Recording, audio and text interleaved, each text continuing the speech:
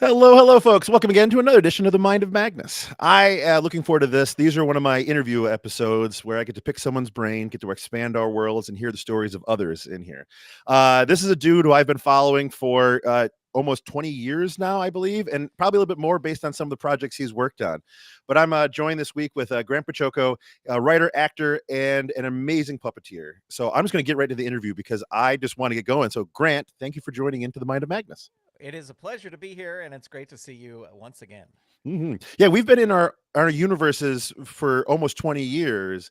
I mean, I'll be talking a lot about puppeteering, but I actually first I think became aware of you thanks to your audio program you used to do as the Radio Adventures of Dr. Floyd. And it's an amazing thing.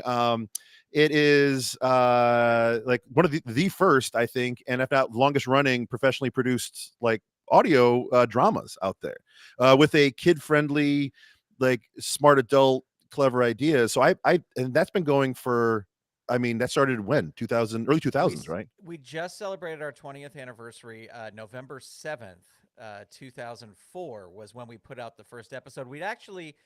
I had been producing the episodes starting in April of 2004, and I was just playing them on like an internet radio station that literally had 12 listeners. And then I think it was the end of September, there was an article in Wired magazine about podcasting and this new thing, very, very new thing called podcasting. And I kind of spent all of October figuring out how to do it because it wasn't as easy as it is today. Hmm. And I was able to figure out how to create an RSS feed and what the coding for all that is.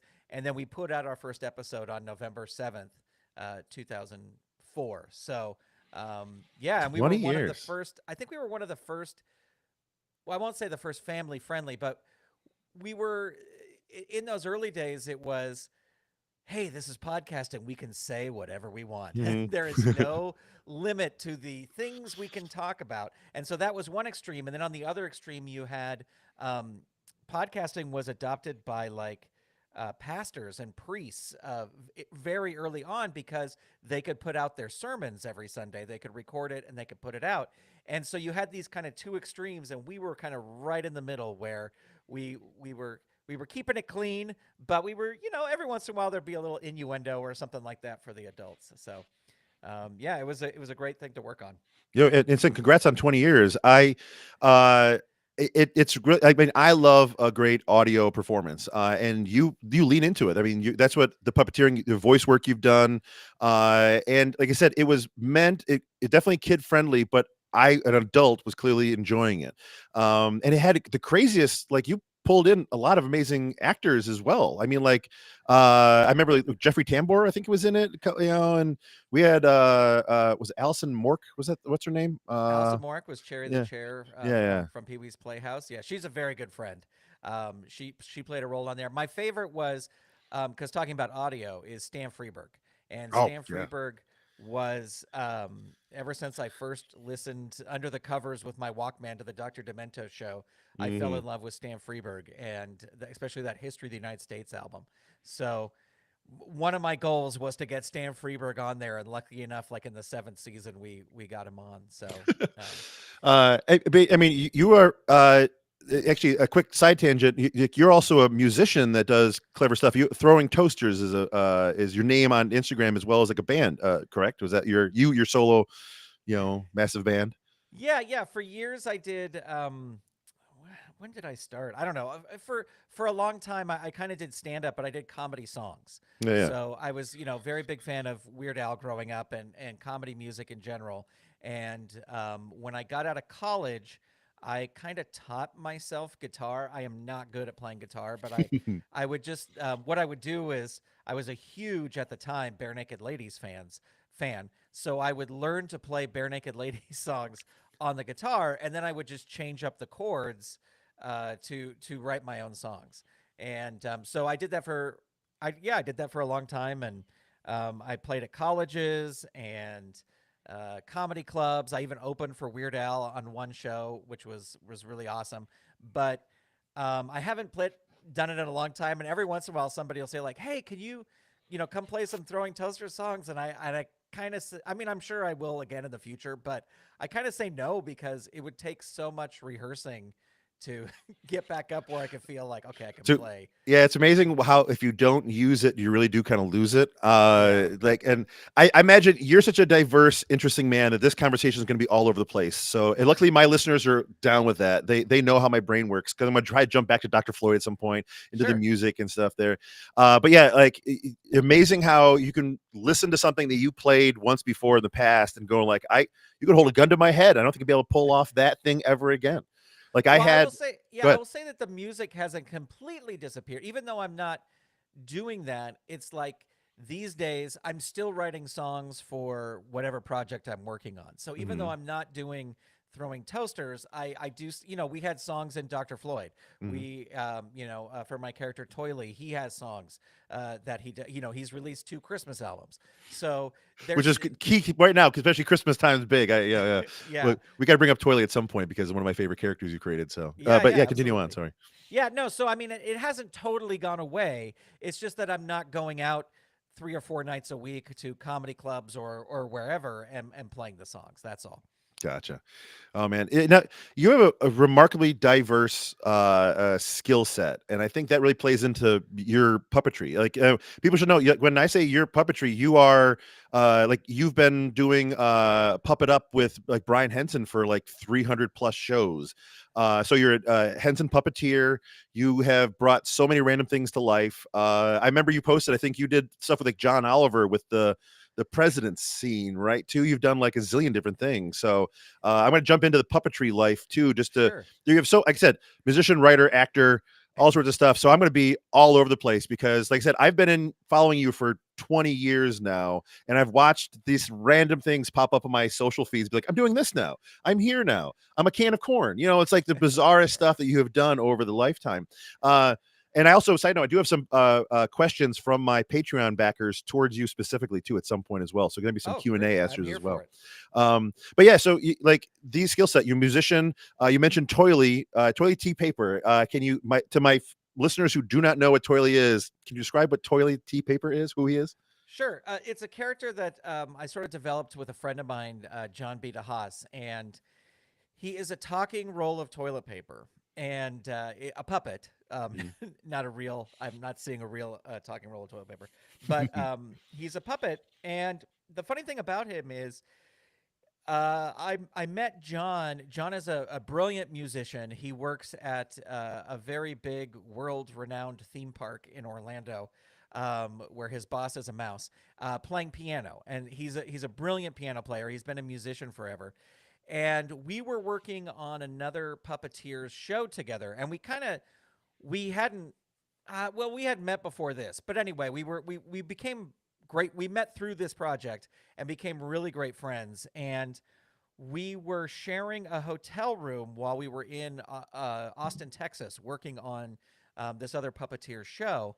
And at the time, I was putting googly eyes on everything. I had self adhesive googly eyes that I brought with me everywhere. And I would literally put them on absolutely everything. And there was an extra roll of toilet paper in the bathroom. And so I put the googly eyes on the roll of toilet paper.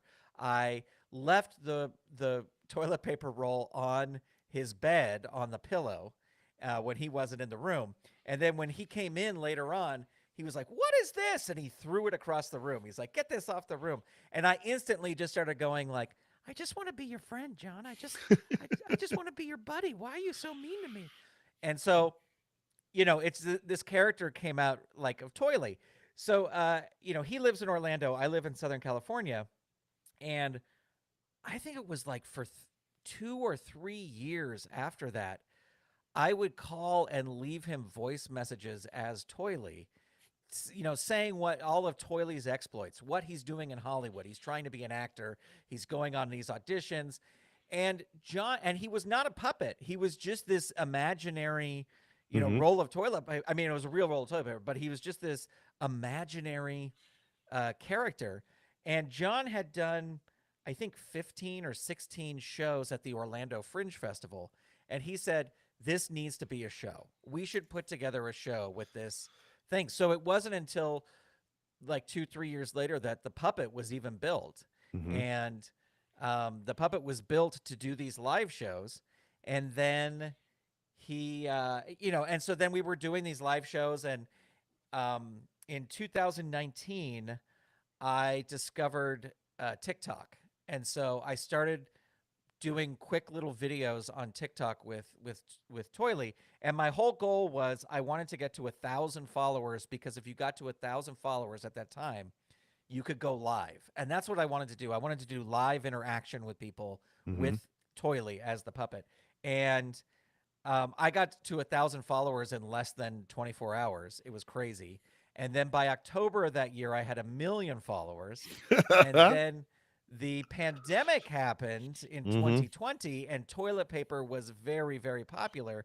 So in 2020, I hit 3 million followers on TikTok. So um, yeah, it was. It's just so weird that he existed for 3 years, or 3 years without even being a puppet. He Hmm. was just. But I think that's kind of what makes him a more rounded character, because Yeah. before he was even physicalized, he was this experimentation of a character in my head. So He existed in that way, and it's remarkable. I love it that you have like single, like every once in a while you have these, or daily, like different euphemisms for going to the bathroom and that sort of stuff. It is a remarkably clever character. And when the pandemic hit, I had to get it because you offered the ability to get a toilet paper puppet via, I forget which place to do it through. makeshift was the first one. Yeah. Yeah. Makeshift, and I rushed to have it because when the pandemic hit, that puppet, because I love puppetry, I love animating something and giving something its own sort of voice and character in life that way.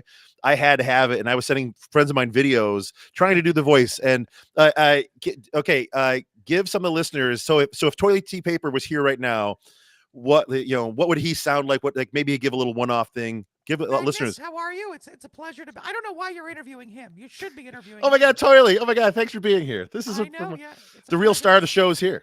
That's So right. That's right. It's good to see you, my friend. good seeing you. And I Oh just my, want to thank you for picking up one of my puppets, and because royalties. So thank you so much for. I money appreciate that. helps. Oh Yeah, my gosh. it does. It sure does. I'll tell you that much. Yeah. Now, back to Grant. I know we got to set Toily back to side. Well, he's got to go back. Oh, all Green. right, fine. Okay, bye. I may call him back in. I forget. Like, you love live broadcasts. Like, you do Puppet Up. Like, Puppet Up. Just quick example. Can you describe what Puppet Up to the people who may not know what that is? Sure. Puppet Up is a show that's put on by Henson Alternative, which is sort of the more adult branch of the Jim Henson Company. Mm-hmm. And the most, this kind of sells it short a little bit, but the easiest way to describe it so people understand is it's Whose Line Is It Anyway, live on stage, but with puppets. Mm-hmm. So we take suggestions from the audience.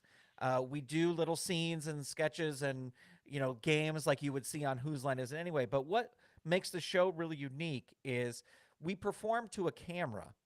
So on either side of the stage are these big giant screens where you can watch the locked off puppet shot, just like you would see on the Muppet Show or Sesame Street. You just see the puppets. But you could also look at the stage and see us, the puppeteers, because we're not hidden when we perform. So if you see a puppet doing something really weird or funky on the screen, you can turn and look and go, "Oh, that's how they do that." So it's just a lot. It's one of my absolute favorite things to do. I love improving with a puppet because I just love making things up. I love the thrill of improvisation. But then, as a puppet, you can kind of say things that as a human you couldn't.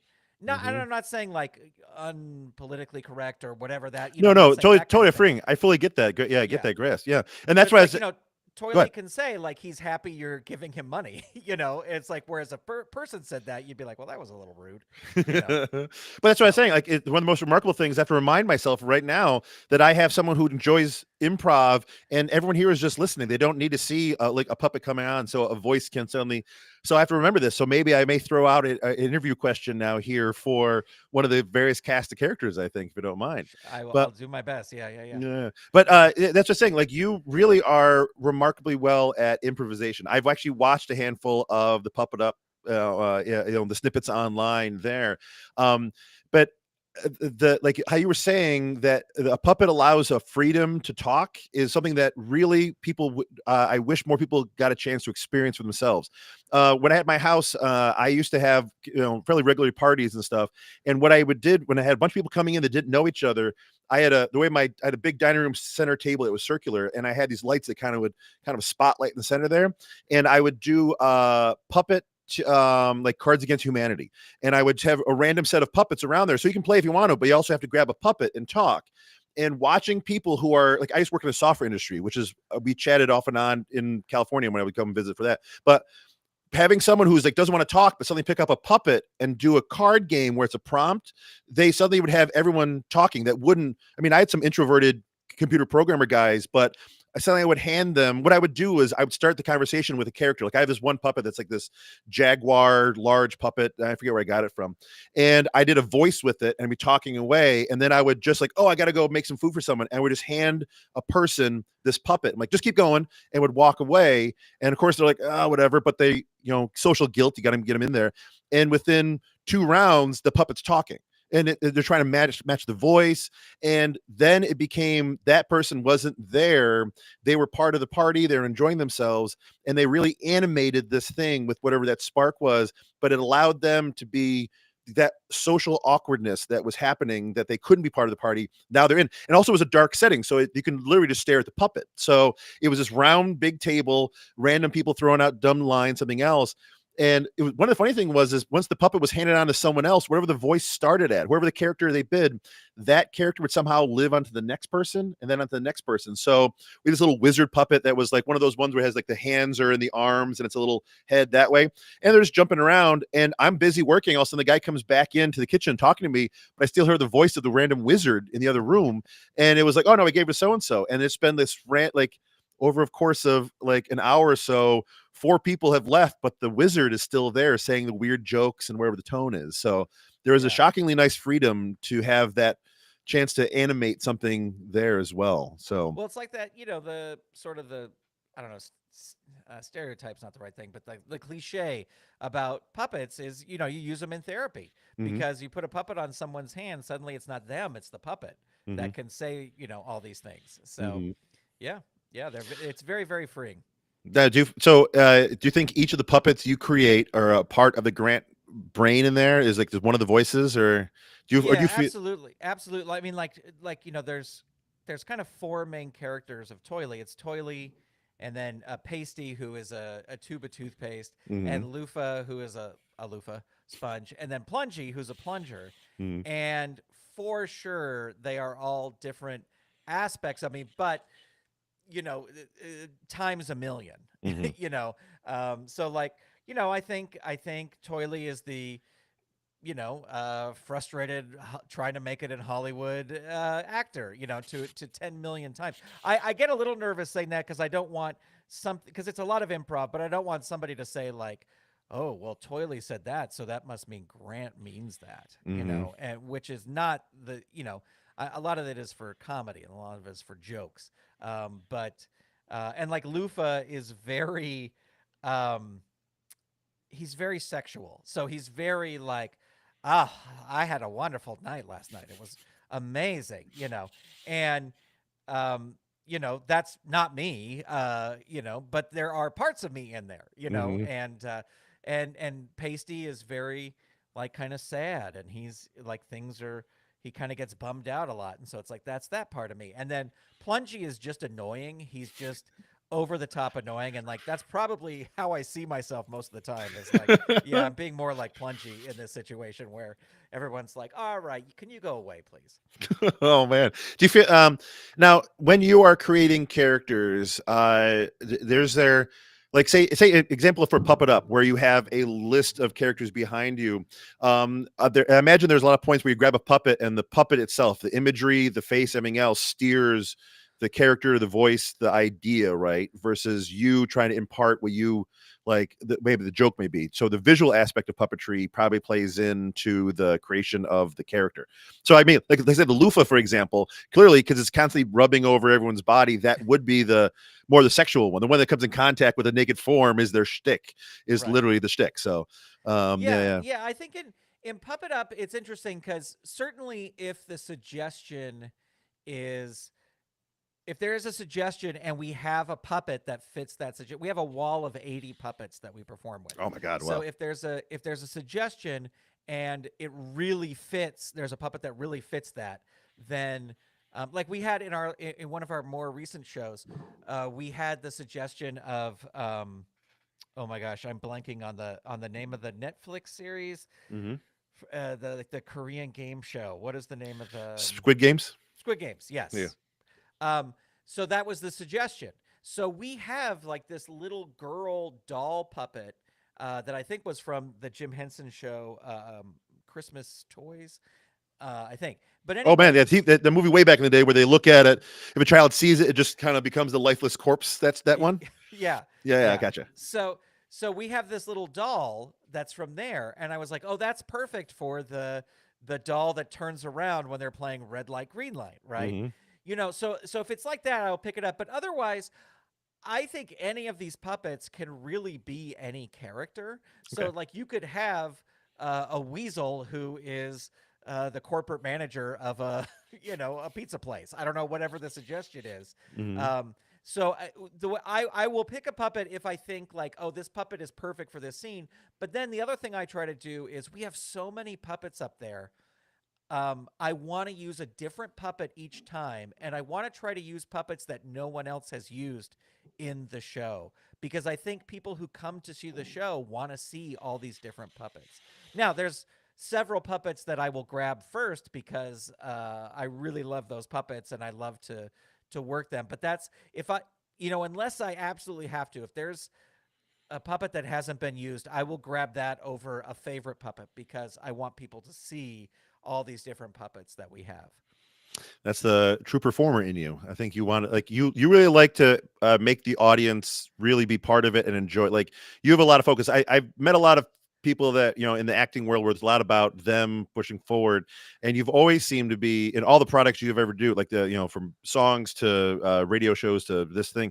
You really have thought process of making the audience enjoy it the most, and this one seemed like they're really part of the show. They really get a chance to be component of it. So that's just probably a good sign for the skill set of Grant Baciocco. So, Yeah, well, I um, think I always like putting on the show and entertaining people. mhm, And I think if you come to, especially if the show is on the Jim Henson Company lot in Hollywood, California, and you see this wall of 80 puppets, you want to see as many of those puppets as possible get up and move. yeah, And like there's one puppet that a lot of people don't use. It's a whale. It's this little whale, and he's got a bowler hat, yeah. Hmm. right? And it's just this crazy and it doesn't have arms. And so I know why people don't use it because it's not as expressive as other things. But I will use it all the time, and people come up to me afterwards like, "I love that whale puppet. That whale puppet is so amazing." So, and not I wouldn't say other people wouldn't use that puppet, but just other people go to other puppets. So Hmm. I try to pick ones that other people. There's like a great vulture, a live. He's got like live hands, and he's this great vulture, and he's got kind of an eye mechanic where he can, you know. Where he's like he can raise and lower his Hmm. eyelids a little bit and get more of a sinister look, and I love using that one, and that's one that a lot of people don't use as well. That's amazing. Now, how long have you been with Henson? Of various forms, I think. Well, I ironically enough, I got in there because of podcasting. And in 2000, I think it was 2005, I had done one little project with them, and in 2005, I said, "You need a podcast. The Jim Henson Company needs a podcast." Hmm. And they were like, "What?" Because back then, nobody knew what a podcast was. Yeah, yeah, And truly. I was like, "You need a podcast." And at first they were like, "No, no, no, we're okay. Thank you. Please go away." But then, like about a year later in 2006, they were like, "Yeah, we think maybe we should have a podcast."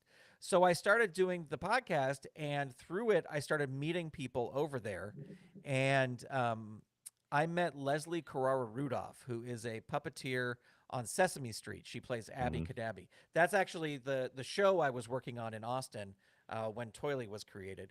Hmm. Was Leslie Carrara Rudolph's show, and she knew that I did comedy, did stand up, did the funny songs and stuff, and she was like, "I think you would be really funny to come into Puppet Up because Puppet Up was just starting, and they Mhm. had just done a few shows. And I said I would love to, and so she talked to Patrick Bristow, who was the director, and I think it was in.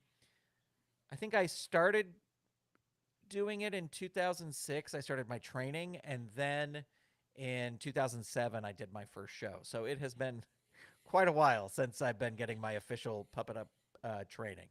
That But is absolutely amazing. I mean, I grew up. I truly love. I mean, like I'm a big kid. I love toys. I love puppets. And I like making things and conjuring stuff up so that way. So it has to be a remarkable team of people because that's. I mean, Henson is just like a gold standard and a well known name. So it has to pull quite a diverse and interesting team of people into this one here.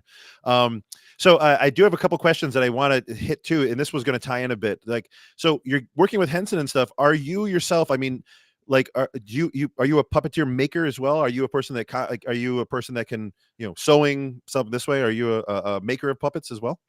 I am not. I That's kind of how I got into started doing puppets was for the Radio Adventures of Dr. Floyd. Doug Price, who I created the show with, before we got into podcasting, we wanted to make it a TV show. Mm. And I was kind of like just public access, because back in the day, there used to be public access television shows, and you can get your show on. Hmm. And so but I was like, how do you build a puppet? Like, I don't even know how you go about doing this. I know what a puppet is. I played with a puppet, but I don't know how you build it. Hmm. So I sent away for a book by Drew Allison, and it was called The Foam Book, FOAM book. Clever. And yeah, Back when a phone and book was a thing too. Back in the day when that actually makes sense. Why that's a joke. Nowadays, people are like a right. phone book. What is this you're talking Well, I about? don't get it. That's hard Yeah. to say. The Foam Book. Um, And so I sent away for this because this was also before. Now on YouTube, you could look on YouTube and you could find out how to build any sort of puppet on Hmm. YouTube, and it's an amazing resource. But back then, uh, this was like this was right around 2000. And so I sent away, and he also had videotapes where he showed step by step how to make it. So I have built a few puppets. They're not fantastic. Hmm. And like, if you put a gun to my head and say build a puppet, and you gave me all the materials, it's like I could put something together. It's not going to be pretty, but Hmm. I could do it.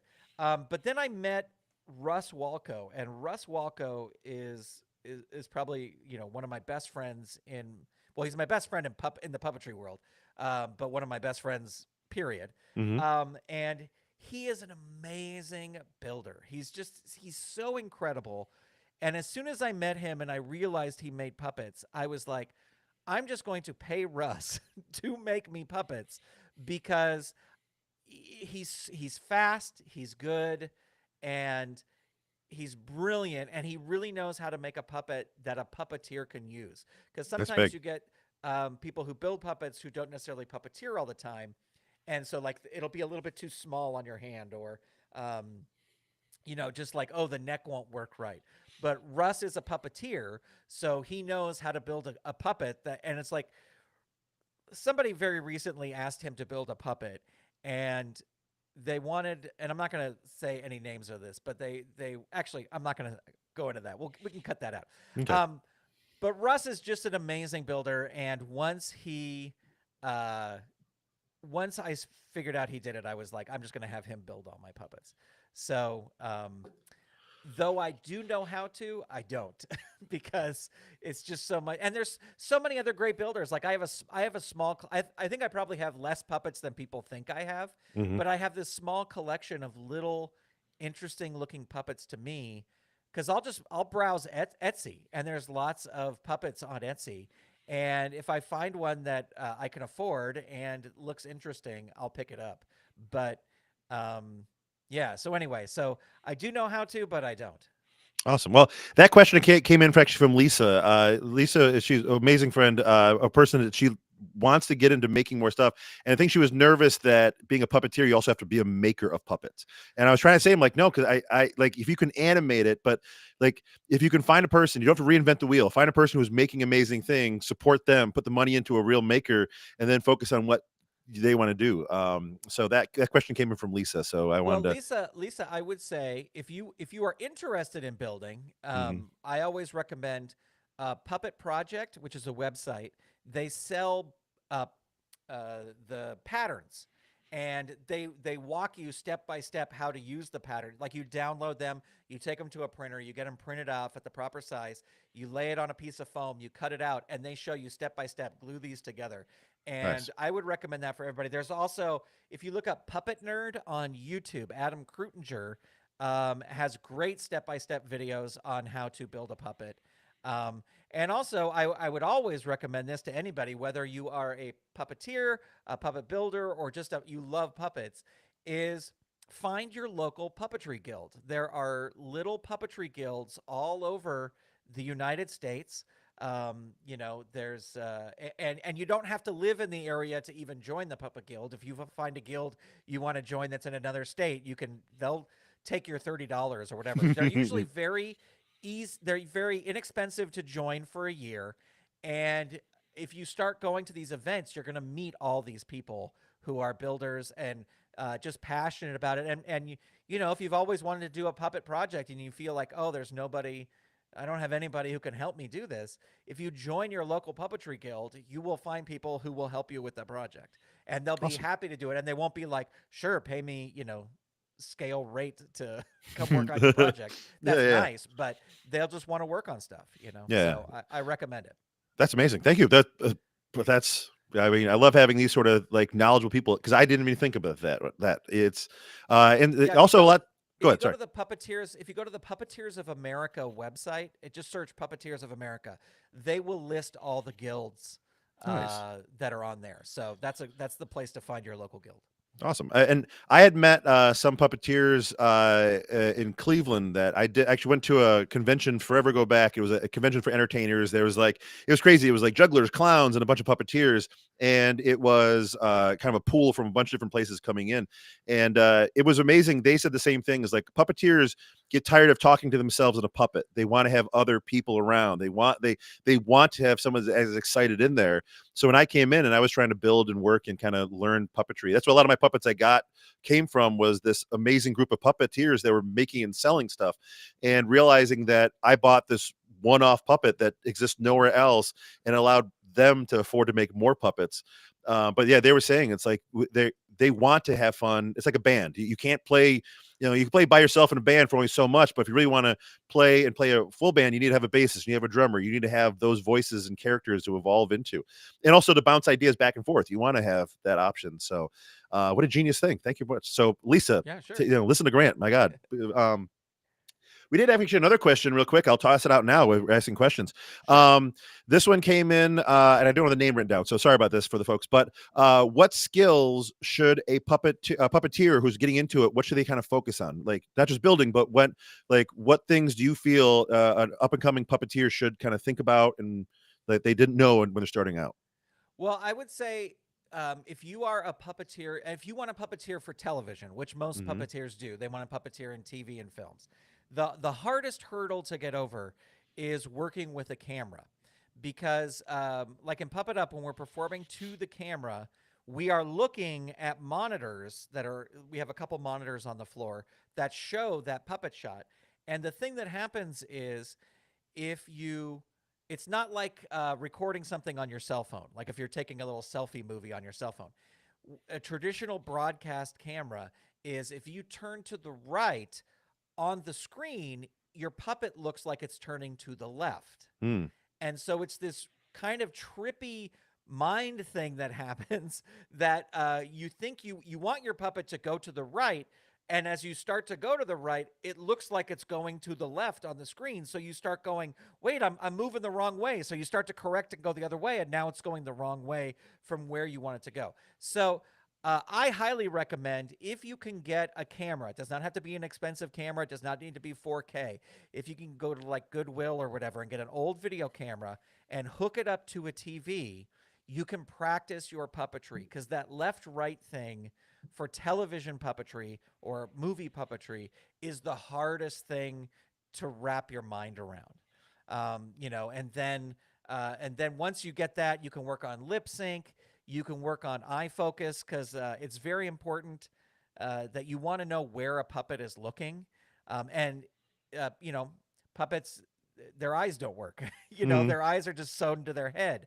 So you are with your hand making their eyes work. You know, there's now sometimes they when I say this, sometimes they changed Miss Piggy's eyes, but there are people who swear that Miss Piggy can blink, and Miss Mhm. Piggy cannot blink. Her eyes do not close ever, but it's the puppetry, it's the skill of the puppetry, you know, Frank Oz, where they go, wow, I could have sworn that she was blinking. You know, and as I said, in a couple scenes they change her eyes to make her Yeah, look yeah, yeah. really angry, but her eyes don't move, and people think that they do, and that's just because Frank Oz is a brilliant performer. So eye focus is important. The other thing I would say is acting classes, because you are acting through your hand. You know, as Mhm. weird as that sounds, it's, you know, like you take an acting class and you think, oh, how do I show that somebody is sad? You know, like, oh, their shoulders are slumped and their heads down, and that's very easy for you to do. You know, we all did it as kids, like, you know, if we're pretending to be sad, or we're like this, but it's, you have to now translate that into your arm. So how do you do that and do it on the fly? You know, Mhm. so I would recommend acting classes because you know, that's, I have a degree in acting from Cal State Long Beach, and that was my thing, was it wasn't puppetry, that, you know, that I was learning acting, so Mhm. it was very easy to translate it. So I would say that as well. Awesome. My gosh, thank you so much. That one actually came in from John, was the question. I did a Oh, quick great. search. I wanted to make sure of the name and thank the right person for that one. They all had a follow up one. The second part was because I looked at the Patreon post here. The question was also about floating puppets. Like, I guess the idea is like making it move versus this whole like zooming puppet. I guess that like they're concerned about making it animated as well. Like, what's the tricks for having a puppet feel more like it's a living creature versus just a sock on an arm? So. Well, one thing that we're told a lot when we're training and we're first starting out is, you know, usually a puppet, most puppets, they don't have feet, right? If Mhm. you, you know, you see Ernie and Bert in a thing from Sesame Street, there are no feet attached to those puppets, right? But you have to you know, be aware of where the floor is and what is their weight on the floor, you know, because eh, you just have to be aware of that. So you know, I know Brian doesn't like it if somebody comes up through the floor, like if Mhm. somebody pops into a scene from the floor, because that's not believable. Mhm. Like, you know, unless it's like, oh, there's a trap door, and Yeah, yeah, you yeah. like, unless you say that, like, oh, I just came up from downstairs, then that, okay, that works. But you know, you have to be aware of the floor, and it's funny because you never see it. And I think even, isn't it Happy Feet, the song with Kermit the Frog, the original Happy Feet, Mhm. you never see his feet. Yeah, can the frog tap dance, right? That's Yeah. that whole thing that, like, yeah, yeah. Which is so the idea is to build that set, the universe. They are living on, like, you're floating in the floor or something else, but their world is true. Like, that's wonderful. My Yeah, God. and even walking, you know, like everyone thinks like that classic puppet walk is just bouncing up and down, but those are steps. Mhm. So you have to think of them as steps. It's not just, oh, I'm moving my puppet, so I'm going to bounce my arm up and down, you know, up to where I need to go. It's, those are steps. So, Yeah. and it's funny because sometimes the the reality gets bent a little bit. So if you see Kermit the Frog standing next to Steve Martin, and you're seeing Kermit, and they're both standing up, but you see Kermit from the waist up, and you start to think, you go, wait, but his waist is almost to Steve Martin's waist. How long are his legs? You know, so the believability does get a little bent in those situations, Mhm. but you know, you just have to keep that in mind, is this is a full creature with legs, so where are the legs, where are they hitting, and you know, keep that in mind to make it more believable. Well, thank you. That's pretty much what I think he was talking about there. I really um just 1 second. I feel like I may be slightly lagging on my thing, so I'm going to pause for 1 second to make sure. Hold on. I have a monitor going over here, so I don't know. Do I sound okay on your end? Yeah, It you was sound great. okay. I'm gonna cut this one out. I perpetually have my numbers list of when to double check and cut stuff out. So, um, so actually, I did jot down something on this note that I think one of the reasons how we first crossed paths was Dan Class was one of the guys, early podcaster. I worked in the software industry, Ambrosia Software. We get a lot of audio capturing and stuff. So I found myself back when it wasn't even podcast. It was new media expos and those sort of things before the word podcast even existed. We were kind of happening there, and it was amazing to watch people suddenly that knew where the voices would be, like, so the internet radio was a cool thing, but suddenly having these pre-recorded options they can send out in the real world. So like Dan Class was one of the ones, and I think he was on Radio Adventures of Dr. Floyd, I believe, right? Yeah, Dan is a good friend from the early days of podcasting. Yeah, early. I will say, sort of a blanket thing, Lance Anderson, who just was announced to be inducted into the Podcasting Hall of Fame, and Mm-hmm. rightfully so. Lance Anderson started the LA Podcasters, and he started them in 2005. And so going to those first LA Podcaster meetings that's where I met Dan Class through there. And it's kind of a funny thing that nobody believes, but in those early days, like like end of 2004, beginning of 2005, there were really kind of only 300 podcasts and we kind of all knew each other, Mm-hmm. and it was Mur Lafferty, Don and Drew, Tim Coyne and Cush, and all these people, and so yeah, it was great meeting Dan. And Dan and I, even still to this day, we text back and forth to each other. I haven't seen him in a while, but we definitely, reach out and say hey now and then. So Well, if you do talk to him again, say Magnus says hi. I don't know if he remembers me from Ambrosia or not, but but yeah, you said it was crazy when I first got into it. There was, only a handful. We go to these new media expos, like there was a handful of show, like there were kind of radio shows jumping into this, or what, like certain personality types that are always trying to be on the next, media forum. So yeah, it's remarkable to see. But that so I had a little note for myself. I'm like, I think this is how one of the reasons I became aware of you is thanks to Dan and that, and I just had a love for audio plays and that sort of stuff. Now I do have one thing I also want to bring up too here, is that one of my things I want to. I mean, I love Henson, I love everything else, but I'm a huge MST3K fan. I am a guy who, as a kid, one of my earliest memories of people handing me beta and VHS tapes of, like, oh my God, you have to watch this random stuff. And you are a puppeteer on MST3K. So how did this all come together? You have a character. You're a voice. Not only you were a puppet for Crow, we were like that one, but you actually now exist for M. Waverly.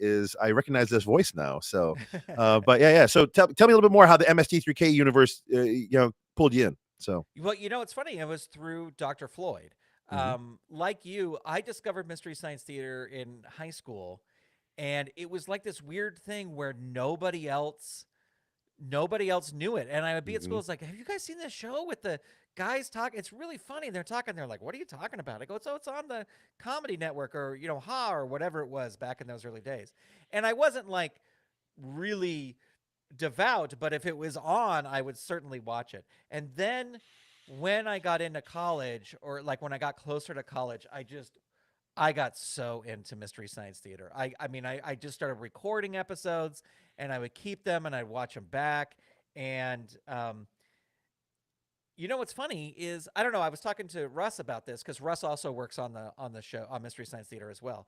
Is that you don't really think of it as a puppet show because No. they're robots, Mm-hmm. but it is a puppet show. And so anyway, I just was always a huge fan. And Michael, so we started doing Radio Adventures of Dr. Floyd, and Michael Rayner is he's a variety performer. He like spins a cheeseburger on an umbrella. He juggles, does crazy tricks with tennis rackets and stuff. And he was a friend of mine. He was somebody who I always saw out doing comedy. We actually had the same manager. And he one day said, oh, well, Joel goes to my church, Joel Hodgson from Mystery Mm-hmm. Science Theater. And he had left Mystery Science Theater at that point. But he goes, "Yeah, Joel goes to my church," and I was like, "Oh, could you? Is there any way you could talk to him and see if he would come be a guest on Dr. Floyd? That would just be awesome." And he's like, "Yeah, sure, I'll ask him." And he gave me his number, and he gave his number to give to me, and I called him, and so we had him on the show as Blackbeard, the pirate, just because I That's thought with right. Joel's voice, "Hey guys, come on," as a bloodthirsty pirate, would be hilarious. And then uh, he heard those episodes and he was like, "Man, this is great." And then he had me do a couple audio projects for him because I think he saw me as an audio person, Hmm. as somebody who could do audio, which I guess I was. But then uh, he made an announcement about Cinematic Titanic, and Cinematic Titanic was some of the original cast members of Mystery Science Theater getting together to do a Mystery Science Theater type project. And it was just totally one of those things where I was like, I got to go for this. I sent him an email and I just said, I will help sweep up the floors. I will help, go get coffee. I would just love to work on this project. And he wrote back and he goes, I think we have a job for you. Um, and they had just released like the first movie, the very first movie. And so the job was to recreate the scripts of the movies that they are watching. So what that meant was I would sit and watch the movie like frame by frame almost and copy down and recreate a script just like a Hollywood, Yeah, because these movies are so bad the scripts don't exist anywhere, and of they course. they certainly don't exist digitally. Hmm. So I would create the script so that they could put their jokes Oh wow. into the script. So like Um, annotating a full movie. What? yeah, Oh my gosh, what and a load. it was mind-numbing work. I did all of the films that they did except for the first one, and it Hmm. was funny because Joel always said that Frank Conniff, TV's Frank, Hmm. did the first one, and he said he was never going to do it again. And so then I was like, I'll do it. But it really did give me an insight of like how they write and how to write riffs for a film because Hmm. anyway, I won't go into the details of how it's, the specifics of how it was done, but it was done in such a way where I had this whole script, and then they could put in all their jokes, and it lined up perfectly with the script, and then they could go through and pick which jokes they wanted and which jokes they didn't. So, so anyway, I did that forever, and then I was touring with Puppet Up, and Joel had moved out of L.A., but we were touring through where he was living, at that time, elsewhere in the country. And I sent him a message and I said, "Hey, I'm going to be there with this show. Would you like to come see it?" And he was like, "Yeah."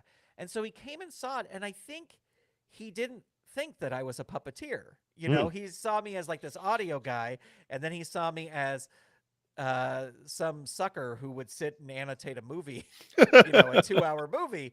Uh, and I'm just kidding when he said sucker, but when I say sucker, but um, then it was shortly after he saw me, he was like, "Hey, I'm gonna be in LA. I would love to talk to you. Can we go get lunch or go get coffee or something?" I was like, "Yeah, absolutely." And so he came out here and he was like, "I think I'm bringing Mystery Science Theater back, and I want you to puppeteer on it." And I was like, "Done and done." So, Sold. Oh my god, yeah, that's remarkable. As a like, it has to be truly like pinch me sort of moment. Like I said, I was a huge fan of these shows. They shows were some of my earliest memories of my mom realizing the person I am and the humor I have was being like, "Hey, do you want to watch it?" Because I would go visit her family in Albany because I was a farm kid, didn't have cable, and she was like, she knew I'd super late at night because that show would be on super late at night. She's like, "Yeah, we can go up to your grandmother's house and watch that show with those puppets watching movies or something." And I was yeah. like, my mom, and that's one of those things. It really, it's been a part of my existence for quite a bit. Like I have a Tom Servo sitting here. I did have a Crowbot I built myself, but unfortunately, one of the moves he got kind of damaged. But now, but you have created. There's a new bot happening in here. M Waverly is the name, correct? Am I saying? Yeah, yeah, yeah. Yes, and Uh, Waverly. Yeah. yeah, yeah. And so, what's it like to suddenly add a character to a truly like set cast? It's It's so much. It's a lot of fun. And it's a huge honor. And what I'll always love is when we were shooting that first season, and M. Waverly's just in one segment of one episode. He's Hmm. not like he wasn't meant to be a recurring character at all. And I just remember telling to Joel, I like talking to Joel. I go, well, what kind of voice do you want him to have? Because he's sort of like this. Well, his first sketch, he was like kind of like this jokey, like hey, I'm a comedian. Hi, how you doing? And I was like, what kind of voice? And he was just like, I trust you. I trust you. Whatever you come up with will be good. It'll all be good. And so I Wow, was like, that's okay. praise. Holy cow. Yeah, I That's was like, yeah. okay. So I just kind of had him. He sort of has a little lisp like this, and he's just kind of a little dorky robot, and he comes in and gets immediately destroyed by Crow and Tom, who don't want any more robots on the satellite because Jonah Ray builds him, and so like, here's my new robot. And they're like, nope, and they tear him apart. Hmm. Um, and so I thought actually that was going to be it. Like I thought like, oh, it's one and done. That's fine. Because back on those early Mystery Science Theater shows, people would play multiple characters, so I was Yeah, yeah. never worried about it. And then when they were doing it again, they're like, yeah, we want him back. He'll just be like in the thing. And in the Gauntlet season, he even got to riff in the theaters, like he got to throw out a riff or something. And I was Hmm. like, wow, that's pretty cool to get to do that. Yeah. Oh my Um, God.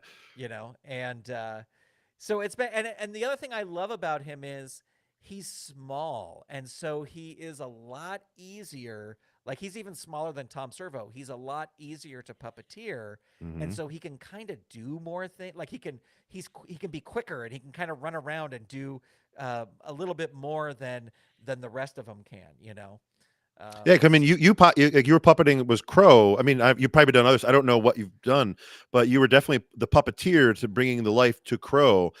Which actually is funny. I was talking to some friends of mine, and they didn't realize, like, you never know what's actually happening behind the scenes and stuff. And they don't realize that the voice a lot of times isn't the puppeteer doing stuff, right? So you've had to wield a fairly, and Crow seems like because he has got arms and there's a lot of stuff happening here. So you've clearly had to play around with in a small set, a large convoluted looking puppet, right? So Yeah, well, the great thing about these recent seasons are that Hampton Yount, who does the voice of Crow, mhm. and Baron Vaughn, who does the voice of Tom Servo, they have trigger controls like an RC car Oh, controller okay. that controls the mouth. Oh, awesome. So they are puppeteering the mouth the entire time. We are just following along with the body movements and the hand movements. I will say Crow is super top heavy. Like he is crazy top heavy. You know, Well, I built and one, and because the top of the head's an old hockey mask. That's a metal hockey mask. Like literally, the tallest part, balanced way back here, is an off balance hunk of wire yeah, and metal and stuff too. So, or at least the original ones were. yeah, So, yeah. So Russ came up with this great thing. He kind of rigged these painter's poles that would fit into the bottom of Crow, so it mhm. just extends the pole you have to hold on to, So better and you physics. and when he sits when he's stopped in one place, you can kind of set it on the ground, so you're not holding the Oh, thank entire goodness. weight on this tiny little handle that most of the replicas come with. They only come with like a little tiny handle. Well, Mhm. this thing he created extends the handle, so you have much more to grab, and it's much easier to do. So That's truly amazing because like I said, MSC3K is one of the things. Like I still have the tapes, I still have like building bots and everything else. Every once in a while, I keep an eye out for just by force of habits. I keep an eye out for certain things. Like I kept finding the soap dish that was his eyes for a handful of years back. Being like, oh, I know what this is. I'm gonna have it in case everyone ever needs it. So, yeah. um, so when you're working on this sort of stuff, do you have a lot of say in possible like movies coming up or like opinions or how, like not to get too far down that rabbit hole, but how like what's the team like there? No, I I wrote when this series came back on Netflix, season 11, I guess. No, season 12. Hmm. Whatever the first season was on Netflix. I wrote for one of the episodes because they offered both Russ and I could write for one of the episodes, Hmm. and so we did. And then for the Gauntlet season, it was only 6 episodes, and it was so short they didn't bring in a lot of extra writers. Um, and then for the Gizmoplex season, season 14, they did ask Russ and I if we wanted to write on it, but I think we both had other stuff going on, and they were really running it like a writer's room. So even though it was because it was during the pandemic and everybody was sort of remote and it was done virtually, it was run like a writer's room where you had to log into a Zoom and be in a Zoom with the other writers for several hours throughout the day as you're watching the thing. And I think both Russ and I were like, well, we just got so much other stuff going on. We can't, just the timing didn't work out. If it was another time, we would have loved to. But yeah, I mean, we don't get to, mostly our stuff is focused on puppetry. I will say that one of the most fun things I got to do was Joel came back for season 14 to be in the theater and to riff a couple movies. Hmm. And at the time, they had a little bit of a change up with the Crow puppeteers for because now there's Emily Marsh is the host as one of the hosts. So it's Jonah Hmm. Ray's a host, and then Emily is a host. And so Emily has her own Crow and Tom, and Jonah has his own Crow and Tom Oh, wow. puppeteers, right? And people who do the voices. And at the time, Emily's there was some fluctuation with Emily's Crow, and so I got a call and they said, "Could you come out and puppeteer Crow during this?" And I always kind of knew that they would probably replace my voice, um, but I got to do a whole episode and film a whole episode with Joel. So Oh that my God. was Wow. that's Yeah, pretty awesome, and yeah, yeah. Jonah Ray directed them, so and it was just really really fantastic, and to get a chance to do a whole, I think we did 2 movies maybe, anyway, but maybe it was only just one, but it was still just, it was really amazing to, like, if my high school self could see what I'm doing right now, they would never believe it. No, but and it's crazy where that you'll never believe where we're going to be, because I've seen you randomly pop up in bizarre stuff. Like I was working with some folks, and I recognize a slight face of, you were a Stan Lee puppet next to like Kevin Smith, I think, right? Too, as well. Once, at least one. Yeah. Yeah, yeah, yeah. Like Yeah, bizarre my places you popped up. yeah, my friend Russ and I, we created a show. We had this friend Stephanie who you know what? Sorry, let me look at something really really quick. I want That's to make fine. sure I get the name right here. That's Sorry. fine. That's why I love doing podcasts. I just put a little note of the minute mark, and I make you sound amazing at the end. Yeah. Oh my God! Side note, off topic there. You as being on MST3K, that's got to be like I said, you blow your high school mind of yourself back then. Holy cow! Ugh. Okay, Stephanie. Okay. Yeah, no, it's this friend of mine transitioned, so I wanted to make sure I got the name correct. So, okay. So, yes, my friend Russ and I, we were contacted by a friend, Stephanie, who worked for Stan Lee. And Stephanie knew that we did puppets and was like, hey, would you want to create something for Stan Lee's YouTube channel? Because we're still making, we want to build up his channel and make, it was called World of Heroes. Mm-hmm. And we said, Stephanie Passarello is the person's name. And we said, absolutely, we would love to do it. And it turned out to be really great because we didn't get paid. They didn't pay us, Mm-hmm. but we kept all the rights to the show and all the rights to the characters. Wow. And so what we did with the concept was, it was called the Ultimate Nerdament. So instead of like tournament, it was a nerdament. Mm-hmm. And it was a Stanley and Jax. Those are the two characters' names, and it was Stanley, but it was a tribute to Stanley. Mm-hmm. And then his robot that he built, Jax, which was a tribute to Jack Kirby.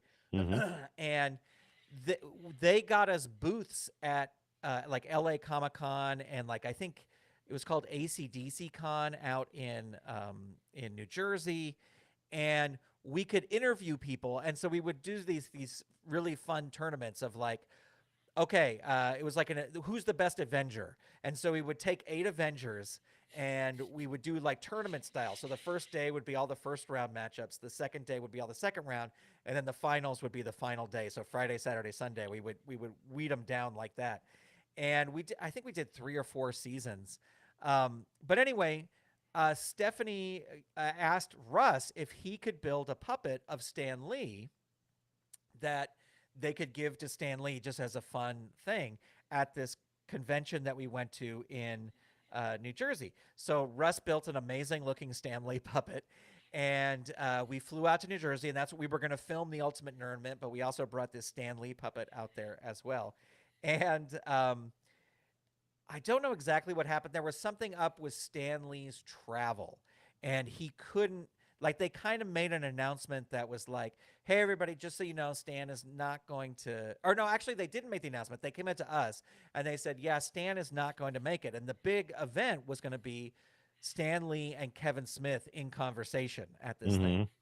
And so they came out to us and they said, well, Stan had some issues with his travel.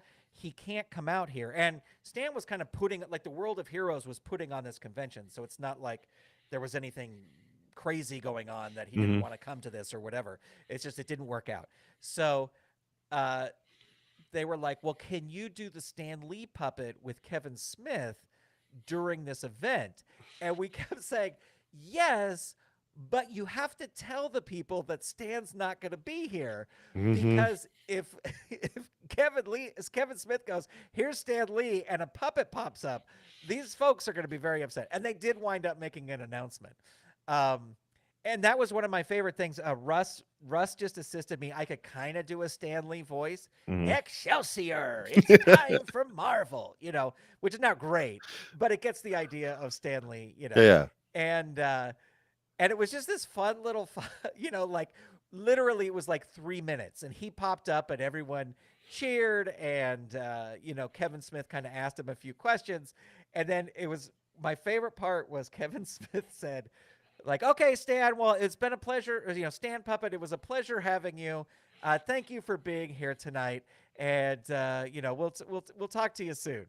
And then I just said, okay, now listen, I'm going to duck down under this table, and then 2 guys are going to get up from under this table, because we were right center stage. Yeah. Yeah. Yeah. And they go, it's going to be very weird. And then he goes, well, that's just your security team, right? And go, yeah, let's go with that. That's the security team. And so that's a joke that I've used several times over, because I just think it's funny if the puppet acknowledges, like, I'm going to go away, and then these two Yeah. guys Random people coming gonna out. pop up and walk off stage. Oh. So that was a lot. That was a great moment to do. Mm-hmm. And I every once in a while, I don't know. I think he must live near here. Like I see Kevin Smith every once in a while, Mm-hmm. and I always just want to go, yeah, remember that puppet? I was me. But it's like I don't ever want to bug anybody. So Yeah. He lives in the old with the house that Batman. Why can't I think of his name? Ben Affleck. Adam Yeah, West. no, Ben Affleck. Oh, Ben He Affleck. bought Ben Affleck's old house. Oh, okay. Yeah, oddly enough, I have mutual friends that kind of know Kevin Smith. So they went to a party, something else, and it was like because they live somewhere near him. He's like, yes, the old. He was like, it's technically Batman's manor now, since which is funny because he's such a Batman fanatic. So Yeah. but yeah. So he lives up in the hills somewhere up there. So, but yeah, it was just a funny thing because I was watching it, and I think somehow at the end of it, all of a sudden this head pops up and walks away, being like, holy shit. I know who that guy is. So it's remarkable where you find yourself. For instance, I saw your name pop up on Wet Hot American Summer as well. And you were the can, correct? Voiced by vegetables. Yeah. Voiced by H. John Benjamin, obviously. But Yeah. That was, now knowing a lot of other puppeteers, there's a lot of puppeteers who talk about like, oh man, that was the greatest gig I've ever had. mhm. And I think I kind of knew during the filming. I was like, this is as good as it's ever going to get. It's never going to be better than this. And that's something that came out of Mystery Science Theater, because Abominable is the production company and this is a Wet Hot American Summer 10 years later. Yeah, Was the sorry. name of the Netflix Yeah. series. No, I just want to make sure it's. I wish I was with the production for the whole show, or for all of the stuff, but. We had just done Mystery Science Theater, and they called me in and they were like, well, listen, we want to do the can of vegetables, but we want to do more with it than we have before.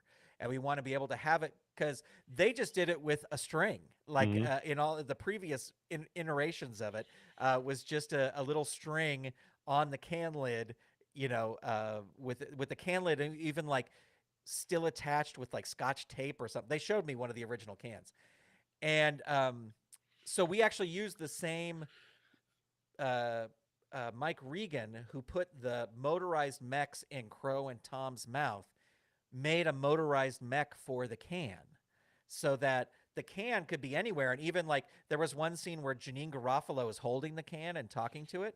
And I was 20 feet away with a little trigger thing doing the can's lines. And it was just this really great way to, kind of update the can, and they could put the can anywhere. And it was an amazing experience because it was like there was one day where there's so many amazing people in that movie. Like there's just so many incredible stars, and there was one day where the whole day it was Christopher Maloney, Chris Pine, Jason Schwartzman, and me. And we were there. They were just shooting the stuff with those four characters, and we were there from early in the morning till late at night, and they were all like all those guys were just so welcoming, and especially Jason Schwartzman, like he was just like so into puppets, and like in between takes he would just ask me about puppet stuff Oh, that's all so the endearing. time. Oh my gosh, that's so great to hear. Yeah, yeah, Yeah. yeah. He's really really awesome. He's really great. And then like he was like, "Oh, when are you shooting again?" And I said, "Oh, I think on this day." He goes, "Okay, I'm there too. Can you bring some puppets?" And I was like, "Yeah, I'll be happy to." So I brought some puppets, and like how surreal it's like. We were that day we were shooting on the beach in Malibu, and this is so crazy. This is why I said it's like the greatest job. I had my own trailer, right? For a puppeteer, it's so super rare. Wow. Yeah, yeah, yeah. Yeah, ever. But I had my own trailer, and literally you open the door and there's the beach at Malibu, just because we were parked on the beach, right? Mhm. So here I am in my trailer with these puppets, and Jason Schwartzman's just puppeteering, asking me all these questions about puppets. It was so, and in my head I was like, this is crazy. This will never ever happen again. Um, and it was just it was a wonderful experience. It's like I sat in a van driving to set with Molly Shannon, and she was like super nice and just sat and chatted, and I think one of the greatest things ever was in that spoiler alert. Um, there is a fight scene between Christopher Maloney and the can of vegetables, and they fight in like a camper trailer, Mhm. and it's all 100% a testament to Christopher Maloney, because Christopher Maloney he's acting, and I'm not puppeteering the can, moving it around. He's holding the can and making it hit himself, and it's just brilliant. It's this brilliant scene. But at the rap party, they showed that clip, and it was still my voice because they hadn't had time to have H. John Benjamin go over it, and so it's like me kind of doing my H. John, which I'm not, I can't do Yeah, yeah, H. John yeah. Benjamin, but I just would talk really low like this, and Yeah, come yeah, on, yeah. Gene, you gotta get out of here. And I was like, I would love to have that clip of, Oh my god, yeah. yeah, it Ugh. was it was so amazing, and I ordered like about 20 of them. They just released a Funko Pop of Christopher Maloney's character Gene, but he's holding the can of vegetables. Oh my So I god. ordered 20 of them because I was like, I finally have an action figure. That's what I wanted so much in my life, is It's to have there. an It's action finally figure. happened. Oh my Yeah. gosh. Oh, well, it's I'm so glad to hear, because it's such a neat experience to see, like knowing you, just following your world, and then encountering you in these settings, hearing how awesome an experience it is just makes my heart, sing. So we're coming up. We've been here for about an hour, but I still want to we're talking about podcasts, because I want to circle back around, because you yourself have a podcast. Under the Puppet is a podcast that, if people want to learn more about you, the puppeteering world, and you have a lot of amazing, talented guests that come on this wonderful show of yours. Tell some folks a little bit about what the Under the Puppet is, how long it's been going on, that sort of stuff. Well, Under the Puppet is an idea I've had since the the Jim Henson Company podcast ended. And I was always like, I want to interview puppeteers. I want to like keep this idea going and interview puppeteers. And so I'm trying to remember when it was. I think it was like maybe it was right before we filmed Mystery Science Theater coming back. So maybe 2016, 2017. I was like, uh, I just started interviewing puppeteers because being a longtime podcaster, I wanted to have 4 episodes done before I even put out the first That's the way to episode. do it. Keep it in the Yeah, can, so you don't be chasing your tail from the start. You don't want to have that happen. So right. yeah. That lead I had is way gone. But Oh, anyway, but trust me. Yeah. but I wanted to do that, and I only wanted to do 1 episode a month because I wanted to do longer interviews. Hmm. Also, I felt that if I did a weekly thing, I would run out of puppeteers very quickly because even though there's a lot of puppeteers, it is kind of a small world. Hmm. And so anyway, so that was my goal, and I started interviewing puppeteers. And my other goal with the podcast was I didn't just want to interview Muppet puppeteers. The Muppet puppeteers are fantastic, and I know a lot of them, and I've been very grateful to interview them. But there's so many other forms of puppetry, and there's so many other great people out there who are working, who maybe don't realize. One of my goals from the start was to interview Philip Huber, and Philip Huber is probably, if you asked a lot of people, and I would tend to agree, but there may be someone out there I don't know about, is probably the greatest marionette performer living today, currently working.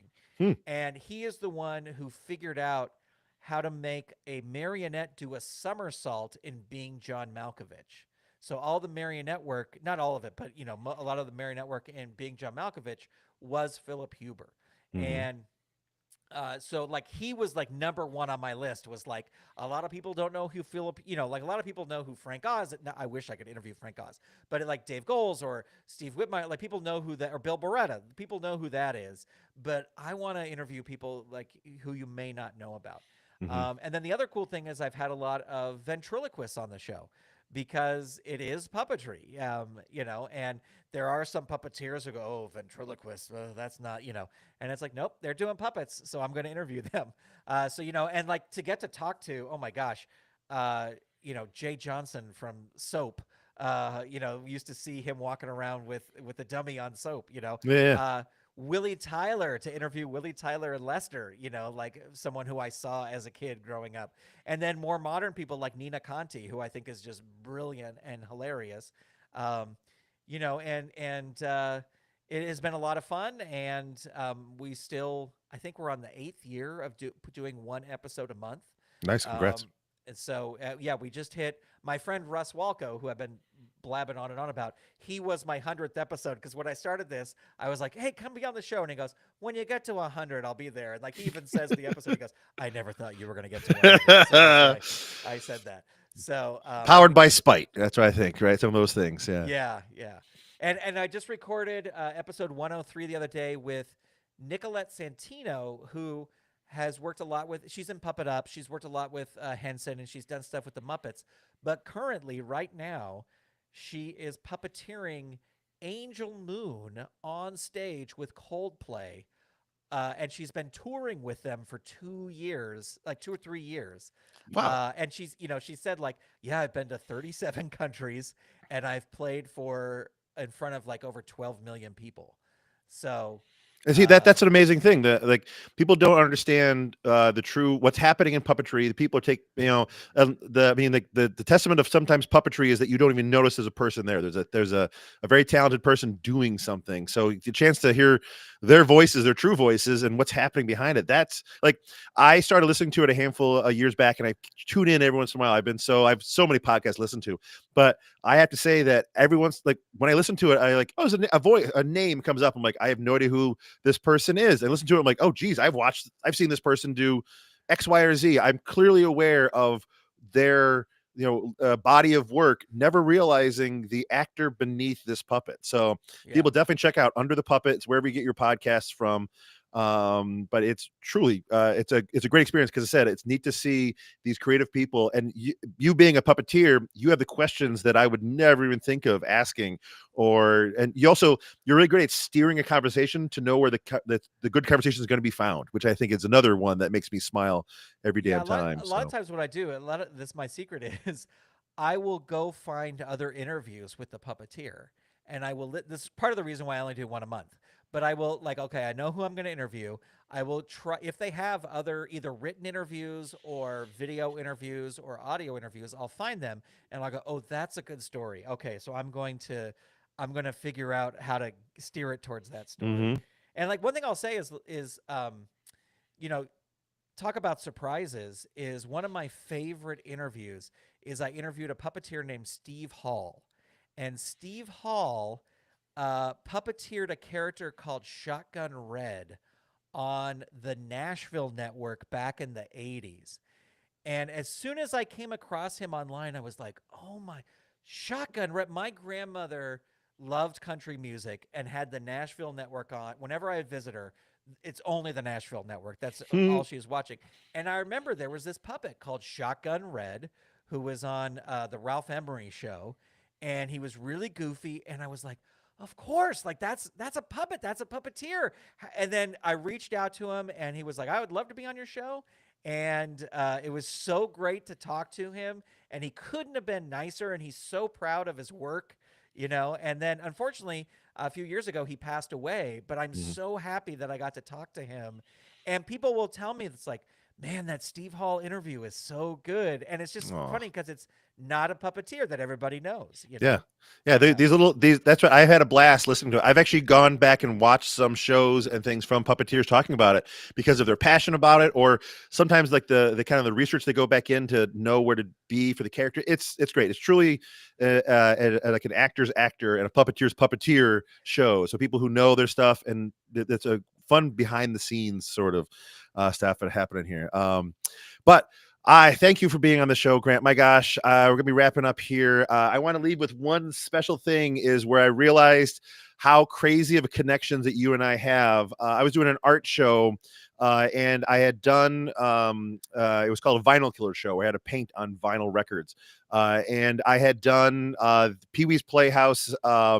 The band, the puppet band in the Oh yeah, yeah. background, and you messaged out of the blue, being like, "Oh, this is really cool. I just sent it to Allison. I'm next to Allison right now. Here's the thing. I sent a picture of her like smiling, and I'm standing at an art show, everything happening going on.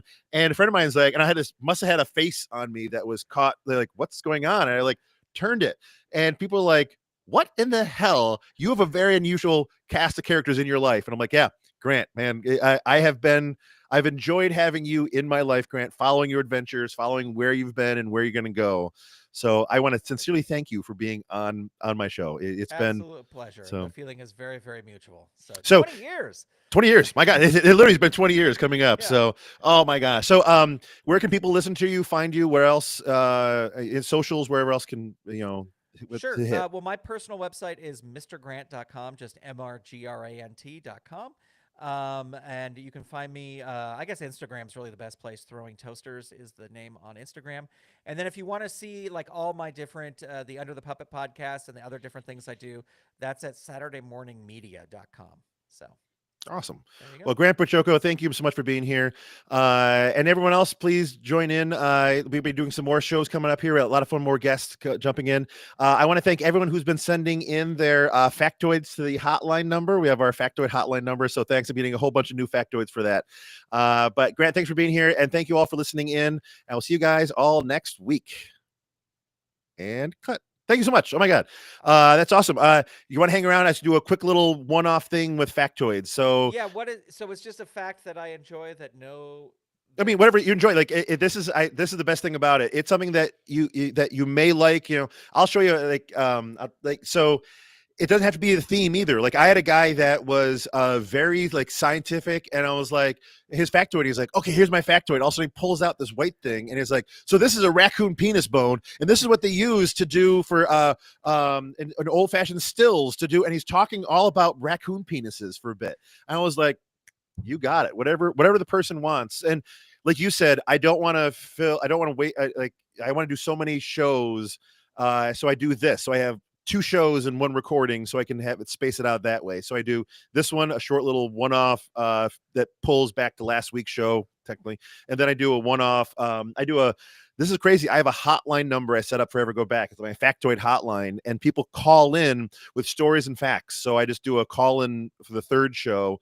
So I've been kind of doing these sort of stuff. So I'll do a little opening again there. But if you have any sort of random fact that you may like, I have a fact about puppeteering. So for your Uh, factoid for you. So yeah, I have a fun fact about the Jim Henson Company lot, so I can tell that fact. oh, awesome, cool, yeah. And it's one of those things that I'm. Let me get the factoid up here. It got closed behind me. Where are we looking here?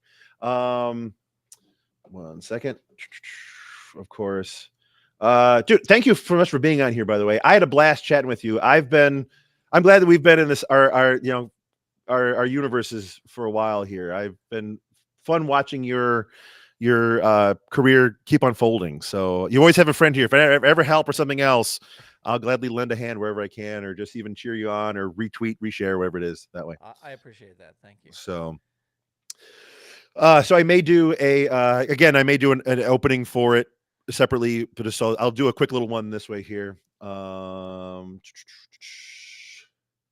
Okay, and here we go.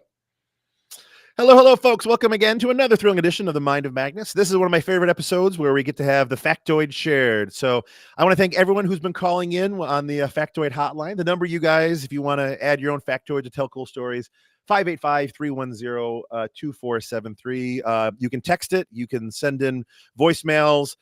People have been also emailing their factoids in at themindofmagnus@gmail.com. Take your phone out, do an audio recording, send that file in. I will say, try not to do it inside of a moving car because I'm very nervous and I don't want anyone to get in an accident.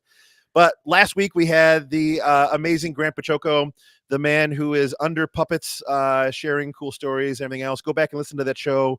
I had a blast. He was just a fun person to have in my life. So go back and listen to it. But Grant Baciocco is going to be sharing his favorite factoid. So Grant, welcome back to the show. Thank you for being here. I had a blast last week. Yes. And what is your wonderful factoid for the Mind of Magnus? Well, it's going to be vaguely puppet related. What? No. Yes. The Jim Henson Company lot in Hollywood is the old Charlie Chaplin studios.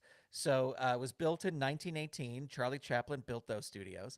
And one of the things Charlie Chaplin did was he poured a strip of fresh concrete and then he put on his little tramp shoes, his little Charlie Chaplin shoes, and he did the little tramp walk down this strip of concrete to leave his footprints. And then he put his footprints at the end and he signed it back in 1918. And if you go to the Jim Henson Company lot today, you will see the strip of concrete. Now, it's also A&M Records owned the lot for a while, and like the recording studio where We Are the World was recorded is also on that lot. And the front stairs to that recording studio kind of cover up the strip of concrete a little bit. So, I mean, that wasn't anybody at the Henson Company's decision. That was done decades and decades ago. But what was interesting is that Red Skelton owned the lot. The comedian Red Skelton, he owned the lot, and the Red Skelton show was filmed on the old Chaplin Studios lot.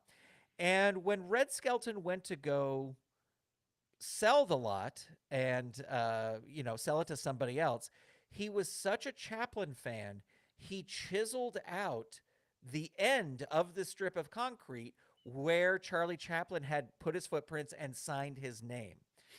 And so for the longest time, there was nothing there. You could see the strip where his feet were, where he did the little tramp walk, but you didn't. This end piece that there were pictures of Chaplin standing next to was gone. It wasn't there anymore. And the amazing, wonderful wizards at Jim Henson's Creature Shop tracked it down in the Red Skelton estate, and they still had it. It was actually like at a university because they had donated everything to this university. And so this big chunk of concrete signed by Charlie Chaplin was there. And the Creature Shop made a mold of it, perfect mold of it, brought it back and repoured the concrete and remade the area where he signed his name, and so it's not the original piece, but it's a as close to a replica as you can get. And the original footprints are there. So if you ever find yourself on the Jim Henson Company lot, look for those footprints in front of the recording studio. Oh my God, that's amazing! Ha! That's they piece it back together. That's what a fun little path that path has taken. My gosh. So much like you, my factoid is also puppet related. Yes, yes, yes. So, Grant, do you actually know where the oldest example of puppets have been? Do you know the history of puppetry? Um, no. Okay, well, I'm going to let you. It's funny if you did know. I'm like, I do know this. Here's the answer. Right, right. But no, so according to current knowledge, the oldest example of a puppet in human history is a small, partially, it's been kind of broken, but a partially articulated human figurine carved from mammoth ivory. So that's how old it's been. It's from mammoth ivory. It was found in the Czech Republic, and it's estimated to be about 28,000 years old.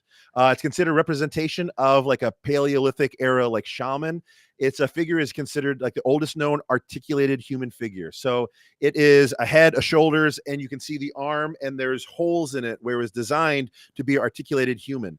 So it could be considered the most primitive form of puppetry or the first action figure, whichever you want to do that way. So that's the true example, the oldest example that we know that could be puppeteering. A little bit more extra into this factoid, the truest example where we know true puppeteering is, because that one, we're assuming it could be a puppet. We don't quite sure. But puppetry really shows up in Egyptian culture is where the first point where Egyptians really love it. Most of Africa was very big into puppetry. It's where the first humans wanting to animate something. We had drawings first, and then we making sculptures, and it wasn't long before like a lot of African cultures do it. So puppetry was really big in early Africa. Some of the earliest writings discussing and showcasing true actual puppetry are found in Egypt on papyrus. So if you can do a quick search on Egyptian papyrus puppetry, you'll actually see them illustrations with puppeteering happening on there. But another example is the Dogon tribe in Mali. They have a huge like puppet festival that they think has been going on since before the written language has been. So they have a huge puppet festival, and it really showcases how big and important they are to the culture in there.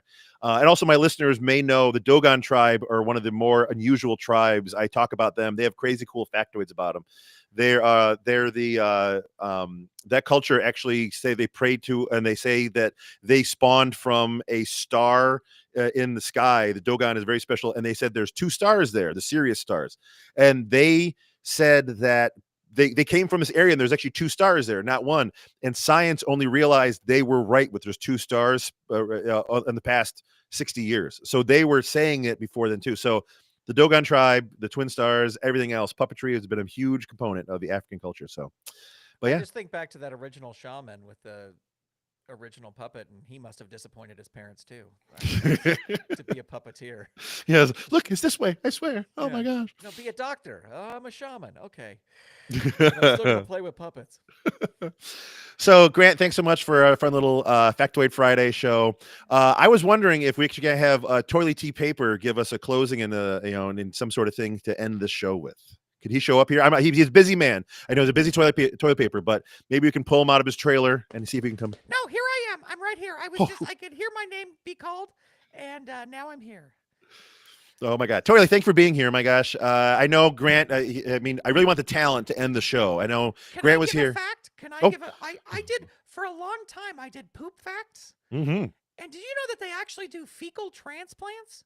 So they will Gasp. take fecal matter from one person and put it into somebody else to help boost their immunities. So just think about that. That's a lovely image to have in your head, isn't it? Oh my God, great way to leave a note that way. That's perfect. But Toilet Tea Paper, thank you so much. Grant Baciocco, thank you so much. Follow Grant Under the Puppet. Mr. Grant is his website, and Throwing Toasters on Instagram. So Grant Baciocco and Toilet Tea Paper, thank you so much for joining in for the Mind of Magnus. Thank you very much. Yeah, thanks. Thanks so much, guys. Take care of yourselves, and I'll see you guys back next week. And awesome. Oh my God. Thank you so much. I realized I wanted to throw Toilet in there again. I was going to do it in the last show, but I was having such a fun time that if I started going that route, I figured I would be there for a lot longer, and I didn't want to. No, it's all good. It's all Oh good. my gosh. Well, thank you so much. This actually may be going up as soon as like next week or this week. Actually, I may toss it in. I had another show kind of lined up, and the person messaged me is like, "Hey, I have some more stuff happening. Can we like hold it off? Can I redo part of the show? Things have kind of changed." They had one of the people that part of the project they're working on kind of bailed on them, and we talked a bit about them. And the new person they brought in, they're super excited about. So he's like, "Listen, I'd rather talk about this other person and give praise to them if we can." So I'm like, "Oh my god, totally sure." So my Absolutely. gosh. Yeah, just let me know. Just let me know. But yeah, so Because I'll share it everywhere once you put it out. oh, I'll tell you, I'll totally tag you, let you know what's going on. If you ever get yourself up to Rochester, let me know because we have the Museum of Play here. We have a rather cool. If you haven't ever seen it, it's the National Museum of Play. So it's puppets, games, toys, all sorts of random cool stuff. So if you ever, Awesome, yeah. if you ever get passing through Rochester, New York, swing in. It's a fun town. It's a weird town. You love it. There's a spark of weirdness here that just like religion started here. It's kind of comical. This whole region is just full of like the Mormons are like a block this way, and there's a bunch of there's churches in every bizarre corner. So and weird religions. So, but yeah, if you find yourself in Rochester, the Museum of Play is a remarkable collection of toys, puppets, all sorts of random stuff too. So my gosh. Awesome. Well, if I'm there, you'll be the first person to know that I'm Perfect. coming through. Awesome. My gosh. Well, thank you so much, Grant. I'll let you know when this is live and I'll do along. But oh my God, thank you so much. I super appreciate you. Holy cow. So again, right. it was a great time. So see you, My dude. pleasure. I'll talk to you soon. Bye.